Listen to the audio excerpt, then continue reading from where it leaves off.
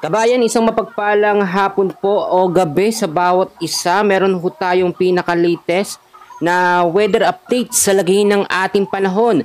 So nakalabas na ng par etong si Bagyong Isang.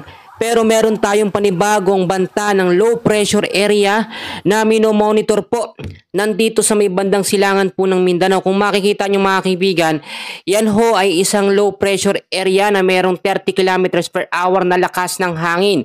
Sa ngayon po, kung titignan natin mga kaibigan sa pinaka-updated niya, nasa high chance agad ito na maging isang ganap na bagyo. So sa mga susunod na mga araw ay posibleng tawirin ito or daanan po ilang bahagi ng Visayas at Mindanao. Maapektuhan din ang ilang bahagi ho ng Luzon. So ngayon meron siyang lokasyon na 940 kilometers east of southern Mindanao.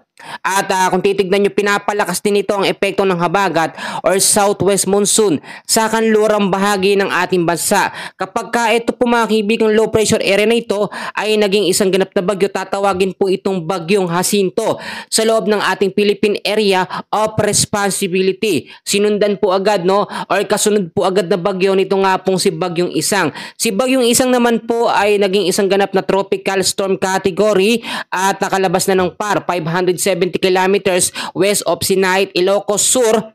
May lakas ng hangin 85 kilometers per hour, pabugso umaabot sa 105 kilometers per hour. Ngayong hapon po mga kaibigan hanggang bukas ay maapektuhan po ng tinatawag natin na southwest monsoon dahil lumalakas siya dahil dito kay Bagyong Isang. Inaasahan sa Metro Manila, Central Luzon, Calabarzon, Mimaropa at Antique ay patuloy po makakaranas ng cloudy skies with scattered rains and thunderstorm bukas po ng umaga hanggang sa hapon huyan dahil sa southwest monsoon. So dahil naman po sa trough extension itong si Bagyong Isang ay patuloy na makakaranas ng masamang panahon ang Ilocos Region, Abra, Benguet. At kung titignan nyo, dahil naman dito sa trap ng panibagong low pressure area na may mataas na tsansa na maging isang ganap na bagyo, ay patuloy na makakaranas din ng cloudy skies with scattered rains and thunderstorm ang ilang bahagi ho ng Caraga, Davao Region, Northern Mindanao, Sarangani, Eastern Samar, Leyte,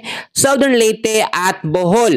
Ang ilang bahagi naman po ng Negros Island Region, mga kaibigan, kasama ang the rest po ng Western Visayas, ay patuloy din makakaranas ng maulap na kalangitan. Merong mga isolated rain showers at thunderstorm pagdating sa hapon at sa gabi dahil po sa southwest monsoon or hanging habagat. The rest po ng Luzon mga kaibigan patuloy din makakaranas ng masamang panahon dahil naman po sa mga localized thunderstorm. So mga kaibigan, kung titignan nyo ay may posibilidad na ito nga pong panibagong magiging bagyo o banta ni Bagyong Jacinto ay may category na papasok sa tinatawag natin na medyo malakas-lakas na bagyo. Kung itong si Bagyong Isang ay ganap na tropical storm, possible mga kaibigan na maging severe tropical storm yung category na pinakamalakas po na maabot nito nga pong LPA na ito. Sa mga susunod na mga oras, mga araw, patuloy nating imomonitor ang kanyang pagkilos at paggalaw habang papalapit po sa ating Philippine landmass. So pinag-iingat ngayon, malaking bahagi ho ng Visayas, malaking bahagi po ng Luzon, especially yung Northern Luzon mga kaibigan, at ilang bahagi din ng Mindanao. So yan muna ang pinaka-short update natin sa lagay ng ating panahon. Huwag kakalimutan na mag-like and subscribe for more updates. Maraming salamat po.